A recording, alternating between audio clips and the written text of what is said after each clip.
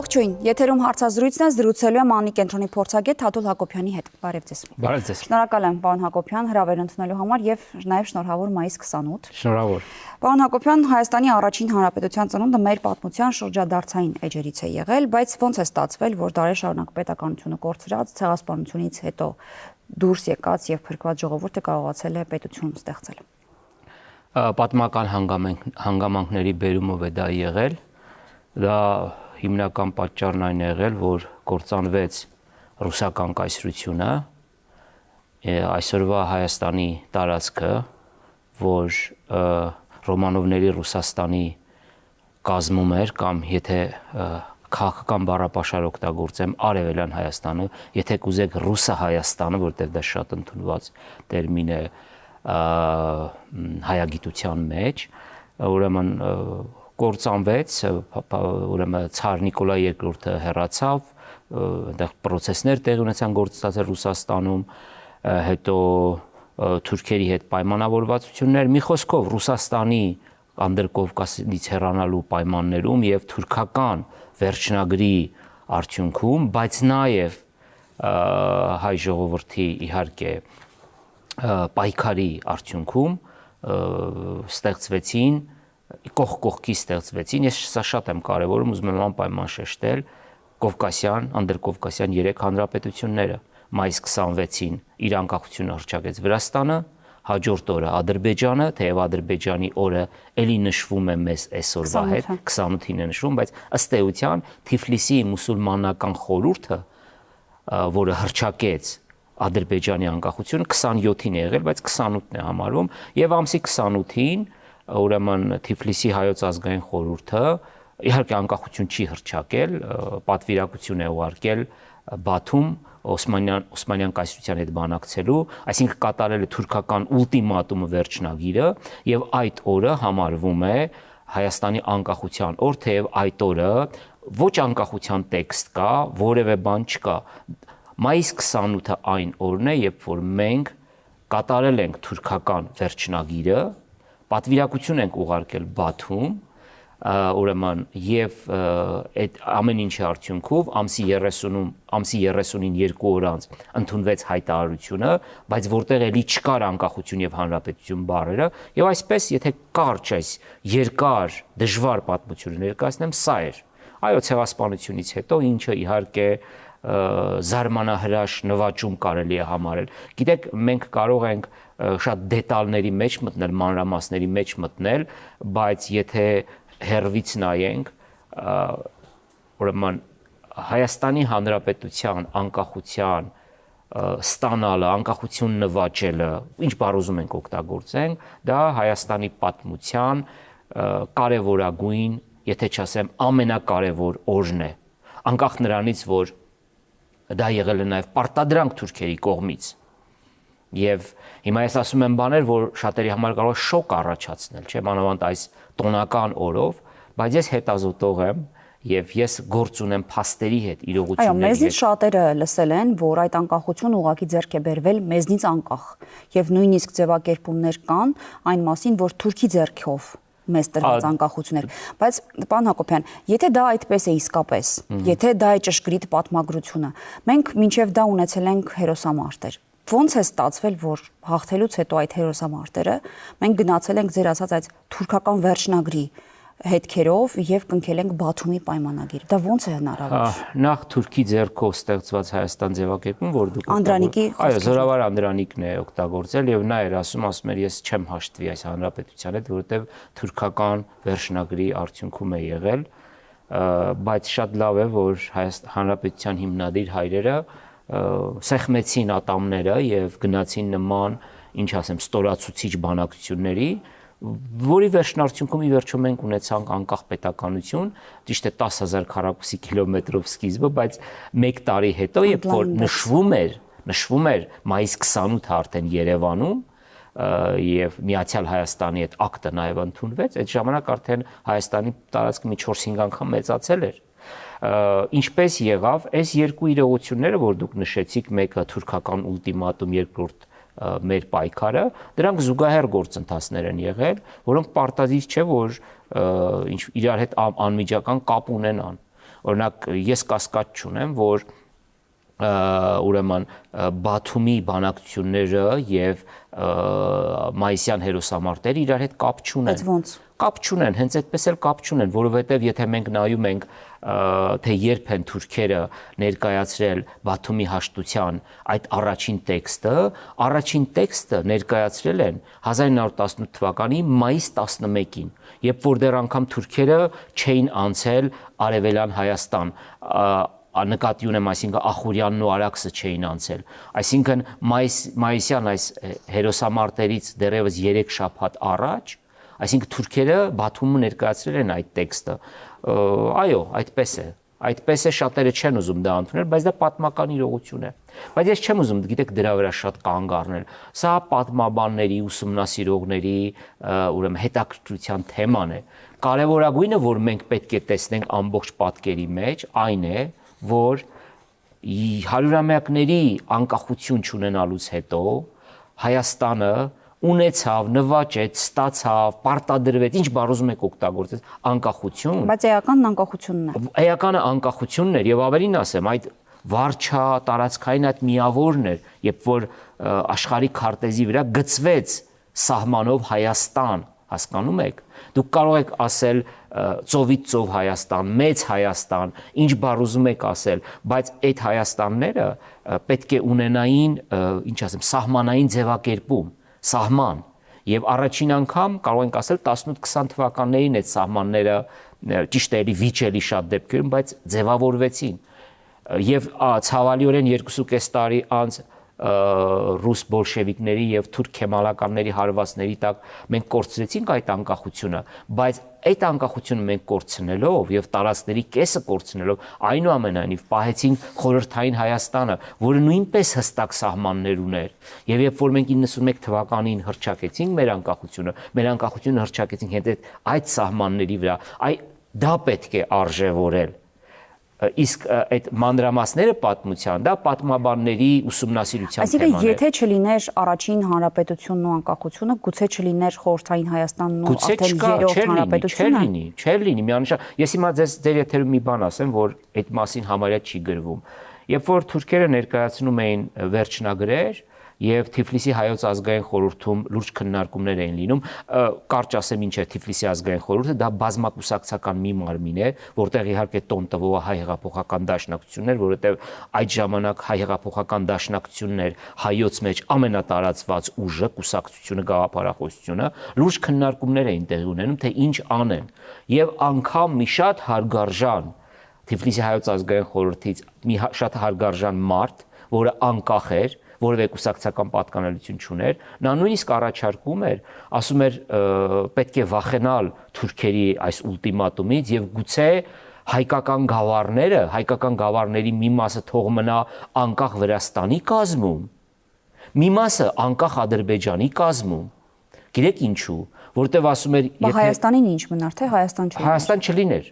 Հայաստան, այո, այդ քննարկումները որ Հայաստան չլինի, որովհետեւ վախ կար, որ թուրքերը ցեղասպանությունից հետո հայկական կոտորածները կշարունակեն նաև Արևելյան Հայաստանում։ Եվ այդ մարդը բացատրում էր,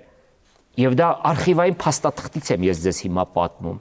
ովքեր որ կասկածի տակ կդնեն իմ այս պնդումը, ես կարող եմ նաև այդ փաստաթուղթը հրապարակել։ Եվ նա ասում էր, եթե օրինակ, չգիտեմ, այս գավառը լինի Ադրբեջանի կազմում, թուրքերը, քանի որ Ադրբեջանի եղբայրներն են, մեզ չեն կոտորի այնտեղ։ Բայց լավ է այդ մի տեսակետն էր, մնացած տեսակետները այլ էին իհարկե, բայց անկախությունը եւ թուրքական ուլտիմատումը այդքան էլ հեշտ չընդունվեց եւ օրինակ երբ որ դաշնակցությունը քննարկումներ էր անում թե ինչպես պետք է պատասխանել թուրքական ուլտիմատումին, թուրքական վերջնագրին,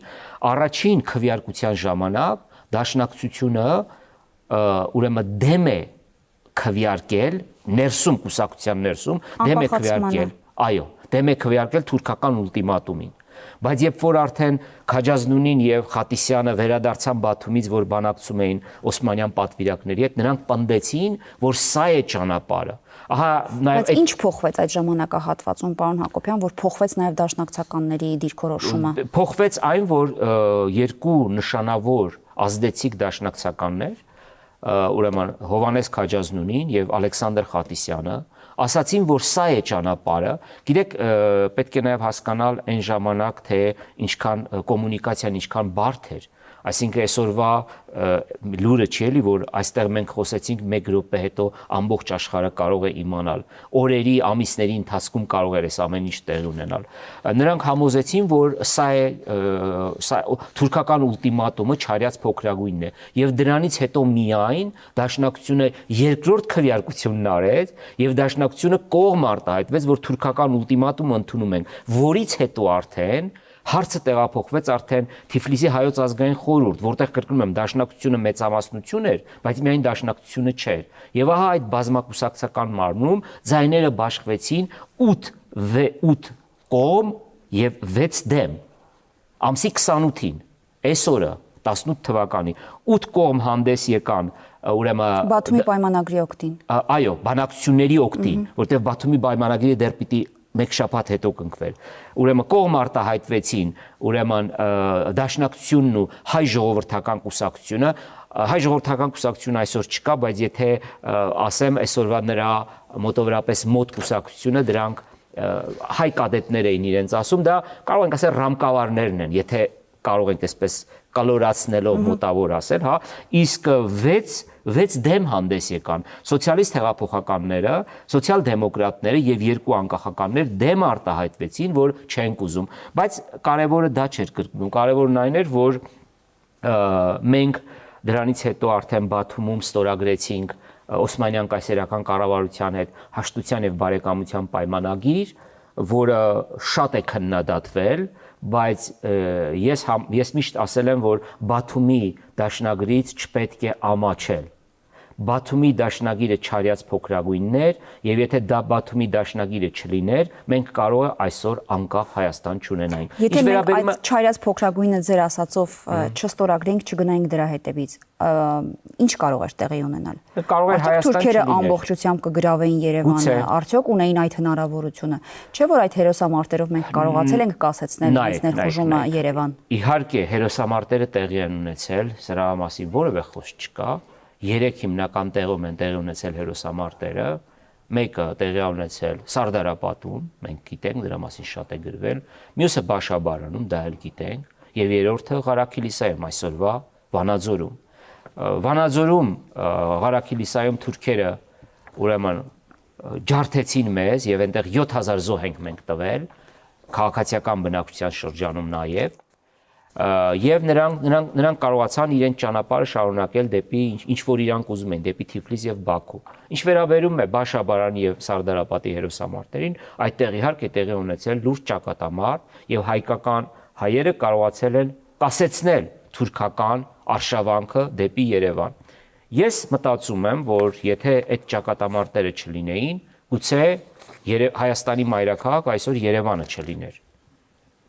Գուցե Երևանը չլիներ, որովհետև նրանք եթե գրավեին Երևանը, ես չգիտեմ մեզ ինչ էր սպասում։ Բայց նաև փաստ է, որ ուրեմն Սարդարապատի հերոսամարտից շաբաթներ անց թուրքերը կրկին հարձակվեցին, ահա այս մասին է, որ Հայաստանի պատմագրությունը համարյա թե չի խոսում, կարող եմ ասել լռում է, ուրեմն տեսեք, մենք թուրքական զորքերին հետ շպրտեցինք մինչև Ալեքսանդրապոլ։ Ալեքսանդրապոլը Գյումրին թուրքերի վերահսկողության տակ էր եւ նրանց վերահսկողության տակ մնաց եւս 6 ամիս եւ ձեզ ավելին ասեմ Ալեքսանդրապոլը Հայաստանի Հանրապետության մաս է կազմել միայն անկախության հռչակումից 6 ամիս անց, այսինքն միայն 1918 թվականի դեկտեմբերի 4-ին է, որ Ալեքսանդրապոլը միացվել է Հայաստանի Հանրապետությանը, որովհետեւ թուրքերը այդ ժամանակ պարտված էին արդեն առաջին աշխարհամարտում եւ սկսեցին հեռանալ եւ Գյումրին, Ալեքսանդրապոլը եւ այլ շատ շրջաններ միացվեցին հանրապետությանը։ Հիմա վերադառնալով Սարդարապատից հետո իրավիճակին, երբ որ հայկական ուժերը, ուրեմն հայկական կորպուսը, ուրեմն թուրքական ուժերին հետ շպրտեց միջև Ալեքսանդրապոլ, այնտեղ նաեւ այսպիսի կարծիք էր հնչում, որ պետք է թուրքերի հետ պատերազմը շարունակել եւ թուրքերին ոչ միայն Ալեքսանդրապոլից դուրս քշել, այլ նրանց դուրս քշել միջև Կարս, բայց Թովմաս Նազարբեկյանը, որ հայկական կորպուսի հրամանատարն էր, պարզ բացատրեց, որ մենք զենք զինամթերք չունենք, մենք նման հնարավորություն չունենք, բայց հայկական որոշ շրջանակներ պնդում էին, որ պետք է թուրքերին դուրս շպրտել մինչև։ Մենք իսկապես չունեինք նման հնարավորություն։ Ես վստահ եմ, որ մենք չունեինք։ Եվ դա ցույց տվեց նաև հետագա իրադարձությունները, երբ որ արդեն հուլիսին, ընդամենը 1 ամիս անց հուլիսին թուրքերը Գյումրի Ալեքսանդրապոլից կրկին հարձակվեցին եւ հասան գիտեք միջև ուր, կարող եք պատկերացնել, միջև Նորագավիթ եւ այդտեղ կանգ առան Երևանի սահմաններին Կայարանից 7 կիլոմետր։ Բայց ինչու կանգ առան, եթե իրենք արդեն կարող էին, եթե ունեին նման ուժ եւ նպատակ։ Նման ուժ ունեին, բայց քանի որ Բաթումում ստորագրվել էր հաշտության եւ բարեկամության պայմանագիր, թուրքերը կանգ առան, թնդանոթների փողերը ուղղեցին դեպի նորանկախ Հայաստանի մայրաքաղաք Երևան եւ այսպես հաստատվեց խաղաղություն, ժամանակավոր խաղաղություն եւ այդ խաղաղությունը տևեց մոտավորապես 6 ամիս եւ 6 ամիս Հայաստանի սահմանները ընդամենը 10,000 քառակուսի կիլոմետր։ Հետո ընդլայնվեց։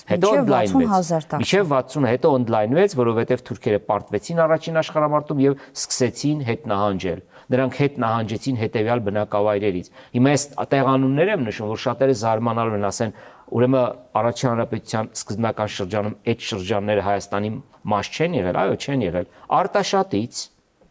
պատկերացնում եք Արտաշատը որտեղ է, չէ՞, այստեղից մի 20-30 կիլոմետր հեռավորության վրա։ Ուրեմն Արաքսի մյուս ափից, որը միշտ եղել է Երևանի նահանգի մաս, դա Սուրմալուի գավառն է, այսօրվա Իգդիրը։ Ուրեմն Սարդարապատից, Շիրակի դաշտավայրից, Գյումրիից եւ իհարկե Լոռու Չեզոք գոտուց։ Հետագայում նաեւ բրիտանացիների օգնությամբ Հայաստանը ավելի ու ավելի ընդարձակվեց։ Սա է պատմական ճշմարտությունը։ Հիմա մարդիկ կան, որ չեն ուզում լսել, ասում են նույնիսկ սա ամոթ է եւ այլն, բայց մենք գործ ունենք պատմական փաստերի հետ։ Պարոն Հակոբյան, բա ինչու չկարողացանք մենք պահպանել այն անկախությունը, որը ձեռք էինք բերել։ Ես համոզված եմ, որ ես չեմ ընդունում այն քննադատությունը, որ հնչում է Դաշնակցության հասցեին, ես այլ հարցերում եմ քննադատում հայ հեղափոխական Դաշնակցությանը, բայց այդ հարցում ես որևէ քննադատություն չունեմ։ Ես Դաշնակցությանը քննադատում եմ, որը ուրեմն կուրացավ ցավոք Սևրի պատրանքային հույսերով եւ ուղակի բանակցությունների մեջ չմտավ թուրքերի հետ, քեմալականների հետ արդեն, Մուստաֆա Քեմալի հետ, որը մտածում եմ, որ հնարավոր կլներ այդ անկախությունը պահել, բայց ինչպես մենք խոսում ենք 3 Կովկասյան հանրապետությունների, անդրկովկասյան հանրապետությունների անկախության հռչակման, ստացման նվաճման մասին, նույն ձևով պետք է նայենք, թե ինչպես այդ 3 հանրապետությունները կորցրեցին իրենց անկախությունը։ Այդ հարցը շատ տեղին կլներ, եթե Ադրբեջանն ու Վրաստանը իրենց անկախությունը պահեին, բայց նրանք էլ չպահեցին, ավելին, առաջինը կորցրեց Ադրբեջանը 20 թվականի ուրեմն ապրիլի 28-ին, հետո կորցրեց Հայաստանը դեկտեմբերի 2-ին, ճիշտ է դրանից հետո տեղի ունեցավ Հայաստանի փրկության կոմիտեն, ստեղծվեց եւս մոտ 40 օր Սիմոն Վրացյանի հայրենիքի փրկության կոմիտեն եկավ իշխանության, այդ ընթացքում Վրաստանը կորցրեց անկախությունը, հետո արդեն 21 թվականի ապրիլի 2-ին մենք վերջնականապես կորցրեցինք անկախությունը։ Այսինքն ռուսները հեռացել էին, ուրեմն կայսրության, Ռոմանովների ցարական կայսրության կործանումից հետո ռուսները հեռացել էին, դա բարենպաստ պայման դարձավ, որպեսզի մենք եւ մեր հարևանները անկախ դառնանք, հետո նրանք վերադարձան եւ էլի խորտակեցին անկախությունը եւ այս 3 հանրապետությունները 70 տարի մաս կազմեցին խորհրդային միության եւ կրկին խորհրդային միությունը փլուզվեց եւ էլի այս 3 հանրապետությունները անկախություն հռչակեցին եւ եւս մի բան եմ ուզում ասել, որ այսօրվա մեր իրողությունն է, ես մտածում եմ, որ այսօր Ուկրաինայում պատերազմը խորհրդային միություն 2 վերստեղծման մասին է։ Եվ եթե ռուսները կարողանան հաջողության հասնել Ուկրաինայում, չնայած արդեն այնքան շատ են զոհերը, այնքան մեծ է մարդկային ողբերգություն, երկրորդ աշխարհամարտից հետո սա ամենամեծ ողբերգությունն է, որ ես չգիտեմ ինչ է նշանակում նաև հաջողություն այս դեպքում, եթե ամեն դեպքում ռուսական պլանը իրականանա, ես կասկած չունեմ, որ հերթով անցնելու են հանրապետություններին Վրաստանին, Ադրբեջանին, Հայաստան, իհարկե, միանշանակ բանը, Միջին Ասիային, ես չեմ ասում, որ նրանք հաջողելու են, բայց որ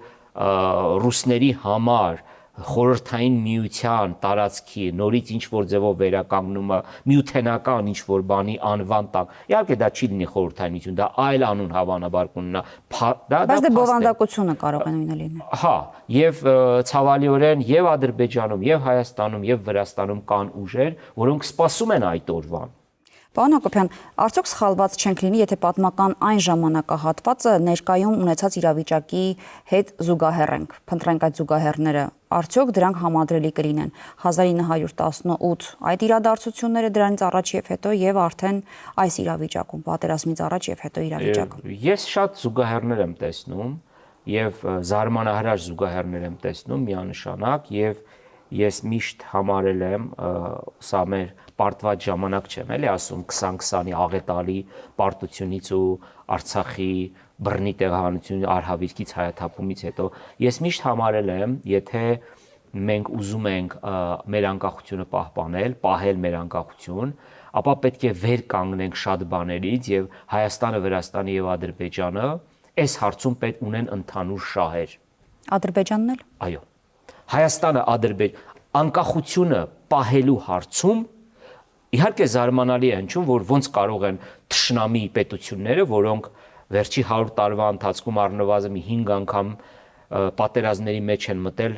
իրար ջարդել, փշրել, կոտորել են, տարածքներ են իրացից գրավել եւ միջև հիմա էլ հաշտ չեն ապրում, ինչպես կարող են ունենալ ընդհանուր շահեր, բայց ես խորապես համոզված եմ, որ անկախության պահպանման հարցում Հայաստանի, Վրաստանի եւ Ադրբեջանի շահերը համընկնում են։ Եվ գիտեք, ես նաեւ ուզում եմ մի բան ասել, երբ որ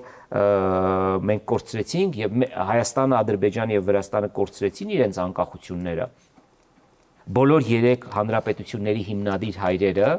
դա հայ դաշնակցականները, ադրբեջանցի կամ թուրք մուսաֆաթականներն ու վրացի մենշևիկները, որոնք իշխանության հիմնական ուժերն էին, հիմնականում նրանք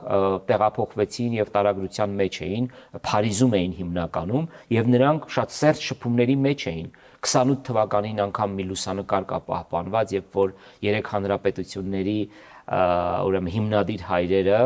Փարիզում անկախության տասնամյակների 3 երկրների միասին նշում են։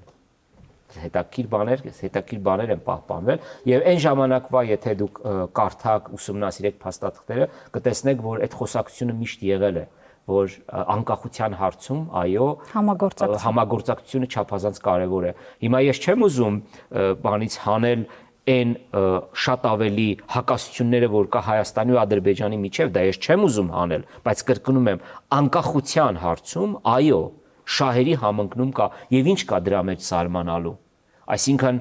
ինչ մենք աշխարհագրության դեմ ենք կռիվ տալիս նայում ես քարտեզին քո հարևանը Ադրբեջանն է մյուս հարևանը Վրաստանն է երրորդ հարևանը Իրանն է եւ Թուրքիան է այսինքն պետք չի աշխարհագրության դեմ կռիվ տալ եւ զարմանալ Վերջին հարցը պարոն Հակոբյան այսօրվա գործող իշխանությունն ուզում է առաջարժվել իրական Հայաստանի գաղափարախոսությամբ գնահատելով որ դա մեր երկրի մեր պետության լինելիության հիմքն է եւ առանց դրա խաղաղության օրակարգի իրագործումը անհնար է համակարծիք եք